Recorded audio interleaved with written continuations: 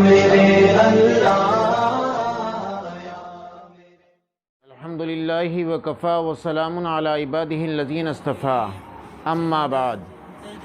عن النبی صلی اللہ علیہ وسلم اول صلاح هذه الامت الیقین والزہد واول فسادها البخل وطول العمل. یعنی ہماری اس سلسلے کی بات پچھلی ویڈیو کے اندر اس حدیث شریف کی تشریح تھی. اس حدیث شریف کی تشریح میں ابھی ہم بات کر رہے تھے یقین کے اوپر. تو اللہ تبارک و تعالیٰ کی ذات کے اوپر ایک یہ یقین ہو الیقین علی امر اللہ، یعنی دنیا کے اندر اور ہر جگہ پر اللہ کے حکم کا سکہ چلتا ہے اور اللہ تعالیٰ خود مختار ہیں، جو چاہتے ہیں وہ کرتے ہیں. تو جس شخص کا یہ یقین ہو جائے گا کہ اللہ کے علاوہ کوئی دوسرا مجھے نہ نفع پہنچا سکتا نہ نقصان پہنچا سکتا، جس کا اس بات کے اوپر یقین ہو جائے گا وہ حق بات کہنے میں ذرا بھی نہیں جھجکے گا، وہ حق بات ہی کہے گا، کیونکہ اس کا یہ یقین ہے کہ میں اگر حق بات کہوں گا اور یہ لوگ خلاف جائیں گے تو مجھے کوئی نقصان پہنچا سکتے ہیں. اس کا بالکل پکا یہ یقین ہوگا کہ اللہ تبارک و تعالیٰ کے حکم کے بغیر کوئی میرا کچھ نہیں بگاڑ سکتا، اور جب کوئی کچھ نہیں بگاڑ سکتا تو جس چیز کا مجھے حکم دیا گیا ہے میں وہی کہوں گا. یہ تو الیقین علی امر اللہ کے تعلق سے بات. دوسرے والیقین علی قدرت اللہ، دوسری بات تھی اللہ کی تقدیر کے اوپر یقین، یعنی جو کچھ نفع یا نقصان پہنچتا ہے وہ اللہ تبارک و تعالیٰ نے تقدیر کے اندر پہلے سے لکھ دیا ہے، نہ اس سے کم پہنچے گا نہ اس سے زیادہ پہنچے گا. اور تب تک آدمی مرے گا ہی نہیں، اپنے حصے کا رزق نہ پالے، اپنے حصے کا نفع نہ پالے، اپنے حصے کی خوشیاں نہ اٹھا لے، اپنے حصے کا غم نہ اٹھا لے، تب تک آدمی اس دنیا سے رخصت ہونے والا نہیں ہے. تو جس کا یہ یقین ہو جائے گا وہ دنیا کی جدوجہد میں کم پڑے گا اور آخرت بنانے کی فکر کے اندر لگ جائے گا کہ بھئی دنیا کا نفع یا نقصان تو مقدر سے ہے، یہ تو مل کر رہے گا، تو اس میں زیادہ جدوجہد نہیں. اس میں تو صرف وسائل کا معمولی اکٹھا کر لینا اور وسائل کو اکٹھا کر کے اس کے مطابق اپنی صلاحیتوں کو کام میں لاتے ہوئے یقین اللہ تبارک و تعالیٰ کی ذات سے جوڑنا ہے کہ وسائل اکٹھے کر لیے، اب نفع دینا، نقصان دینا، صحت دینا، بیماری دینا، حوادثات میں پہنچا دینا یا حوادثات سے بچا لینا، یہ اللہ تبارک و تعالیٰ کا کام ہے. السعی منی والاتمام من اللہ، میری ذمہ داری یہ ہے کہ وسائل کو اکٹھا کروں لیکن یقین اللہ تبارک و تعالیٰ کی ذات پہ رکھوں. آئیے تیسری بات ہے والیقین علی علم اللہ، کہ یقین اللہ تبارک و تعالیٰ کے علم کے اوپر ہو.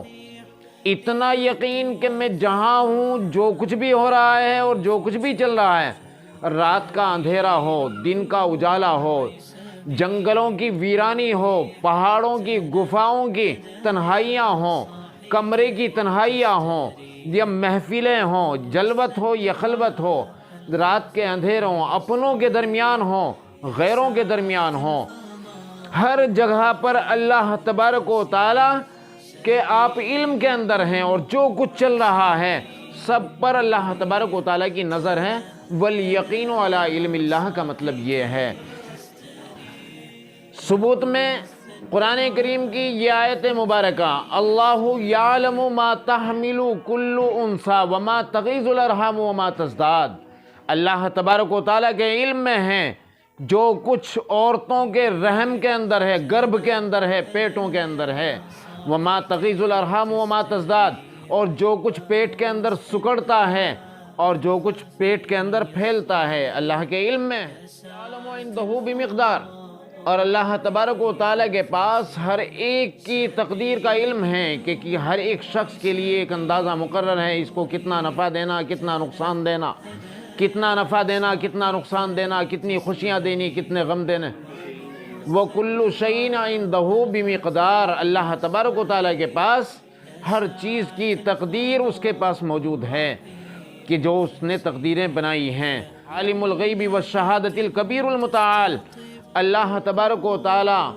ظاہر کو بھی جانتے ہیں، باطن کو بھی جانتے ہیں، جو چھپایا جاتا ہے اس کو بھی جانتے ہیں، یا چھپی ہوئی چیز ہے اس کو بھی جانتے ہیں، جو ظاہر ہے اس کو بھی جانتے ہیں، اور وہ بڑا اور برتر ہے اور سب سے اعلیٰ ہے۔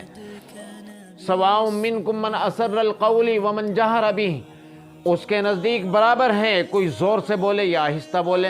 چاہے کوئی سرگوشی کرے، بالکل کنکھیوں سے اشارہ کرے، ہاتھوں سے اشارہ کرے یا زور سے بولے۔ تو اللہ تعالیٰ کے نزدیک زور سے بولنا یا اشاروں کی زبان میں بات کرنا سب کو جانتا ہے، جس طرح سے زور سے بولنے والے کو ظاہر میں کام کرنے والے کو جانتا ہے، رات کی تاریکیوں کے اندر، تنہائیوں کے اندر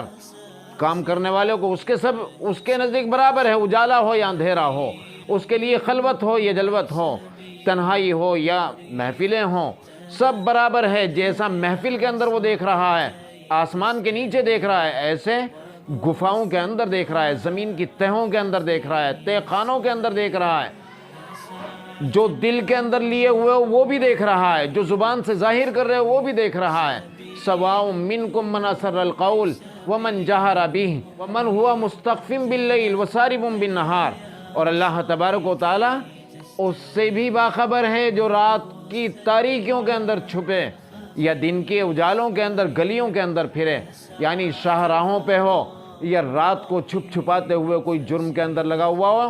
یا عبادتوں کے اندر لگا ہوا ہو، مخلوق کی خدمت کے اندر لگا ہوا ہو، اللہ تعالیٰ کے علم میں اور سب برابر ہے، دن کا اجالا ہو یا رات کے اندھیرے ہوں۔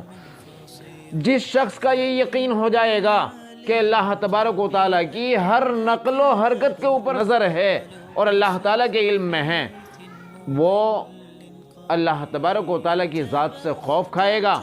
کہ تیری حرکتیں، تیری نقل و حرکات اللہ تعالیٰ کے علم میں چل رہی ہیں اور ایک روز اس کا حساب دینا ہے، تو وہ پھر نہ کھل کے، نہ تنہائیوں کے اندر، نہ پسے پردہ، نہ ظاہری طور پر، پھر وہ جرم سے بچے گا، اپنے کو محفوظ رکھے گا اور گناہوں سے اور جرموں سے توبہ کرے گا۔ تو یہ تیسرا علم اللہ تعالیٰ کے ساتھ رکھنا کہ والیقین علی علم اللہ، اور چوتھی بات یہ ہے والیقین علی یوم الجزاء، چوتھی بات یہ ہے کہ قیامت کے دن کے اوپر یقین رکھنا، بدلے کے لیے اللہ تعالیٰ نے ایک دن مقرر کیا کہ لوگوں کی کرتوتوں کا یا لوگوں کے اچھے اعمال کا ان کو انعام دیا جائے یا کرتوتوں کی ان کو سزا دی جائے۔ دنیا کے اندر سب لوگوں کو، چاہے وہ اچھے اعمال کریں یا برے اعمال کریں، ان کا پورا بدلہ نہیں ملتا۔ اللہ تبارک و تعالیٰ نے بدلے کی اصل جگہ وہ رکھی، حالانکہ دنیا کے اندر کچھ نیکیوں کا اجر اس کی خوشحالی کی شکل کے اندر عطا فرما دیتے ہیں، سکون قلب کی صورت کے اندر عطا کر دیتے ہیں، نفع کی شکل میں عطا کر دیتے ہیں، اور کچھ بدعمالیوں کی وجہ سے دنیا کے اندر بھی کچھ تکلیفوں کے اندر مبتلا فرما دیتے ہیں۔ جیسے فرمایا یومئذ یصدر الناس اشتاتا لیروا اعمالہم، اس روز لوگ گروہوں کی شکل کے اندر بٹ جائیں گے تاکہ اپنے اعمال کو دیکھیں۔ فمن یعمل مثقال ذرۃ خیرا یرہ ومن یعمل مثقال ذرۃ شرا یرہ، جس نے کوئی ذرہ بھر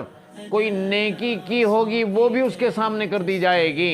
اور جس نے کوئی ذرہ بھر کوئی برائی کی ہوگی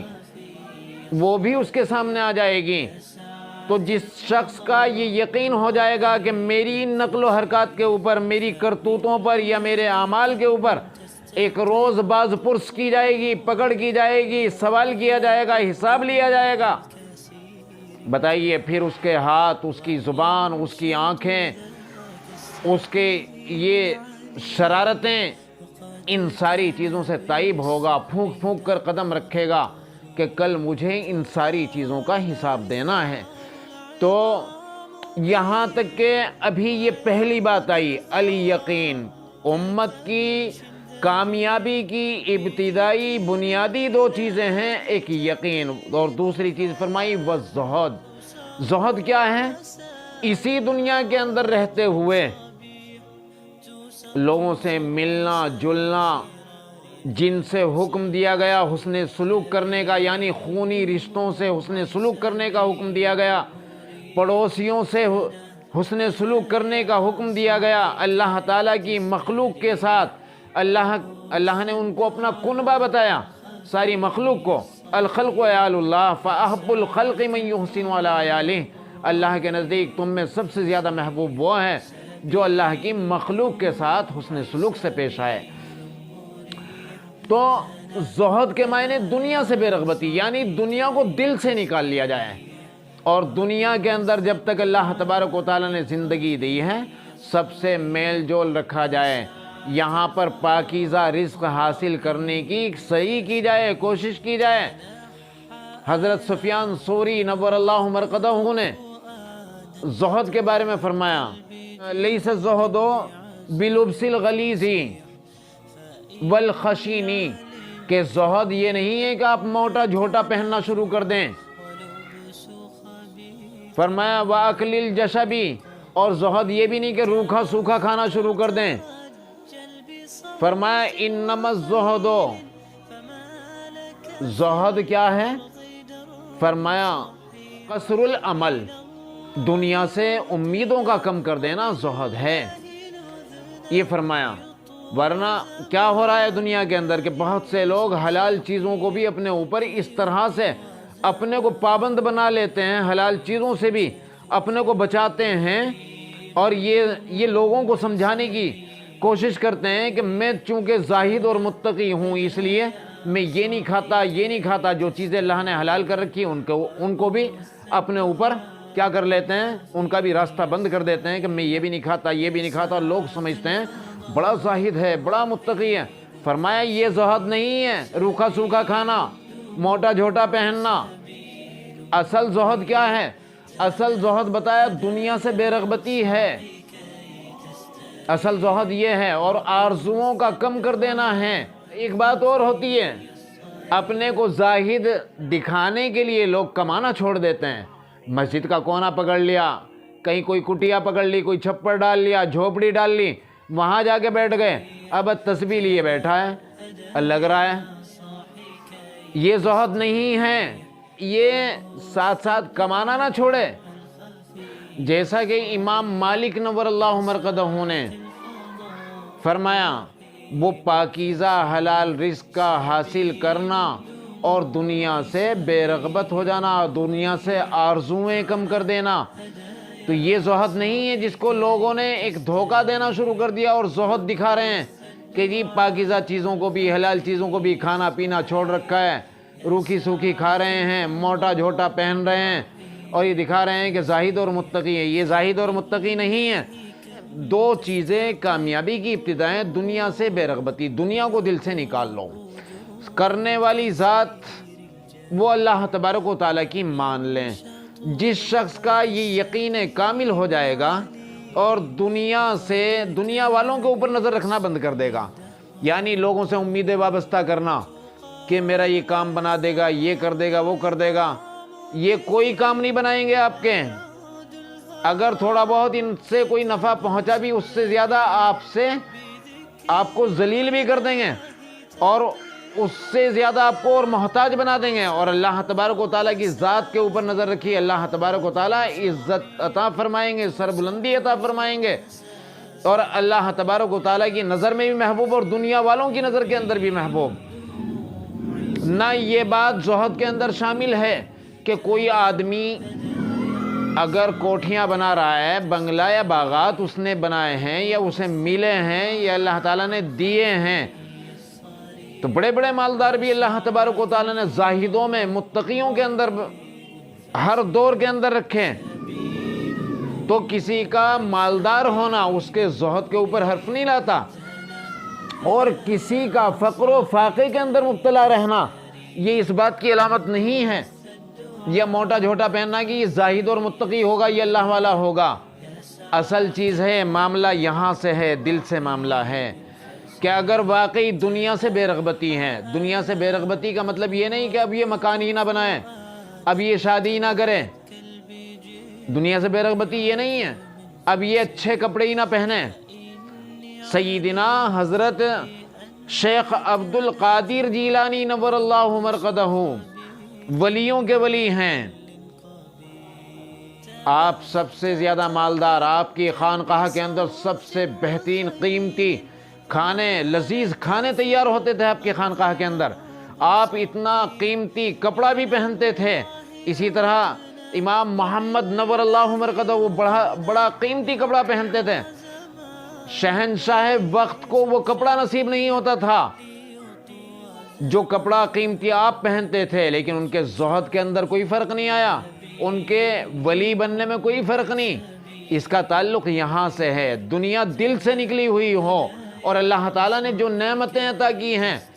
وہ نعمتیں ظاہر ہوں۔ ان اللہ یحب ان یری اثر نعمتہ علی عبدہ، جب اللہ تبارک و تعالیٰ کسی کے اوپر اپنے انعامات فرمائیں، یہ انعامات فرمائیں خوشیوں کی شکل کے اندر، نعمتوں کی شکل کے اندر، تو اللہ تبارک و تعالیٰ یہ چاہتے بھی ہیں کہ جن نعمتوں سے میں نے اپنے بندے کو نوازا، میرے بندے کے اوپر ان نعمتوں کا اثر دکھائی دینا چاہیے۔ اگر اللہ تعالیٰ نے کسی اپنے بندے کو مال دیا ہے تو اس مال کا اثر دکھائی دینا چاہیے۔ یہ نہیں کہ اللہ تبارک و تعالیٰ نے تو سب چیزوں سے نوازا اور یہ موٹا جھوٹا کپڑا پہننے لگے اور یہ فقر و فاقہ اختیار کرنا شروع کر دے اور یہ ظاہر کرے، اللہ تعالیٰ ناراض ہوتے ہیں کہ دیکھو میں نے کتنی نعمتوں سے اس کو نوازا، لیکن یہ دکھا رہا ہے کہ میرے مالک نے مجھے کچھ دیا ہی نہیں، تو اللہ تعالیٰ ناراض ہوتے ہیں۔ اللہ تعالیٰ تو یہ چاہتے ہیں کہ جب ہم کسی کو نعمتیں عطا کریں ان نعمتوں کا اثر اس بندے کے اوپر دکھائی دینا چاہیے۔ اصل زہد، اصل تقوی یہاں ہے، یہاں التقوی ہا ہونا، نبی کریم صلی اللہ علیہ وسلم نے ارشاد فرمایا۔ تو اب ان باتوں سے کم از کم یہ پتہ چل گیا ہوگا کہ ہمیں کس طرح سے زندگی گزارنی ہے، ہمارے دل کے اندر تقوی پیدا ہو جائے، ہمیں اللہ تبارک و تعالیٰ کی ذات کے اوپر یقین کامل ہو جائے اور زہد ہمارے اندر پیدا ہو جائے۔ زہد کا مطلب یہ کہ دنیا سے اور دنیا والوں سے امیدیں رکھنا چھوڑ دیں، ساری امیدیں وابستہ اللہ تبارک و تعالیٰ کی ذات سے کریں۔ وہی دینے والا، وہی قادر مطلق، وہی حاکم مطلق، وہی شہنشاہ مطلق، وہی مالک الملک ہے، وہی مالک مطلق ہے، اس کے اوپر کسی کا دباؤ نہیں چلتا، وہ جو چاہتا ہے وہ کرتا ہے۔ تو صرف اسی ذات کو اپنا بنا لیں، اسی کو راضی کرنے کی فکر میں رہیں اور وہ راضی ہو گیا،